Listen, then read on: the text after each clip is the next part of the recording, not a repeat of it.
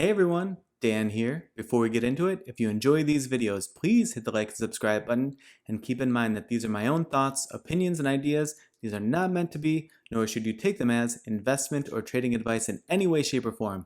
Do your own due diligence, put in the work for yourself, and make your decisions based on that. Enjoy. All right, folks, here we are after market close on Friday, July 28th. We're going to take a look at Mullen Automotive, ticker symbol MULN.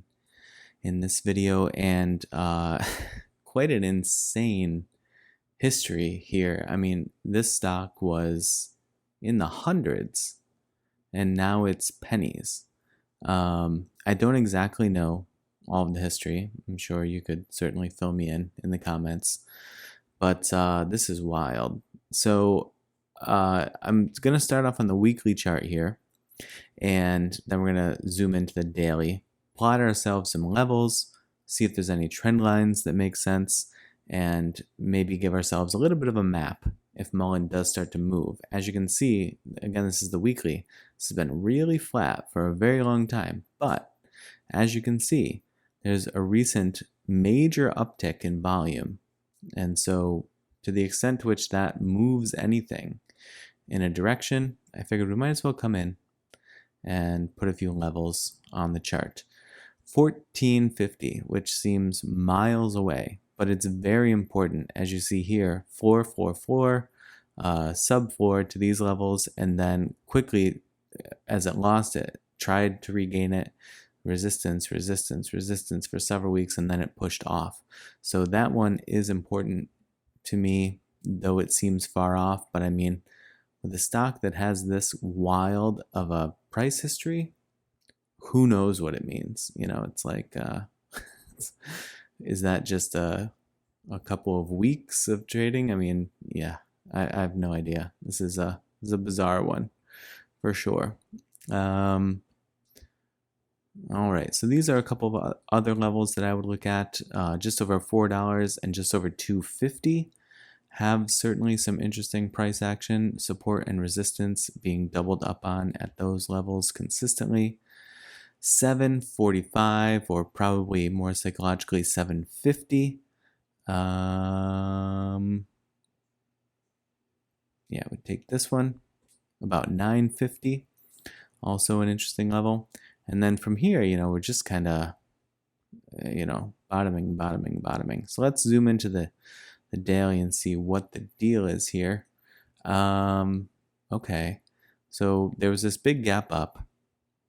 On this day, it gained 29%, and then it came down, and it has certainly sufficed filling that gap. That gap also aligns with some pretty solid support levels that flipped to resistance down here, and then repeatedly caught resistance here, and it's continued to push off those levels.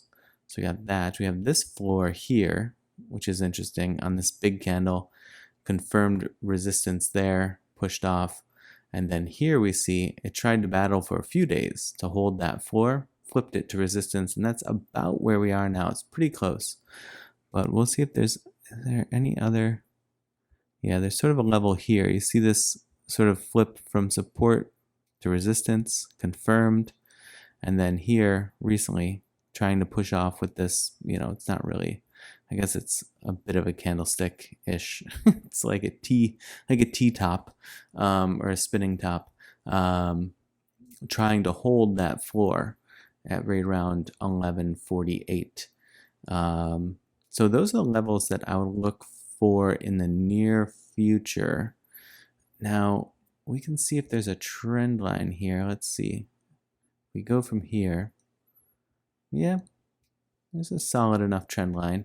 So if I put that one in, this may even extend back. Let's see. I mean, that gets a little bit far away from the price action. So if we put it in here, you know, it's been consistently butting its head day after day after day for several days against this down trend line.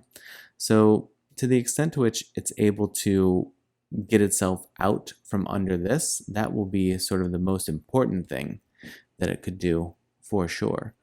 Now let's pull in, you know, any sort of indicators that could help. RSI, obviously, you know, sitting low, 28.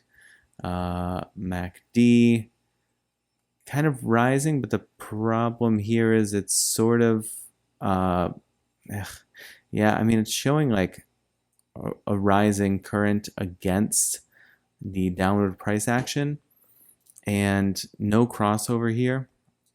You know, so that's potentially interesting, but MACD can certainly fool you.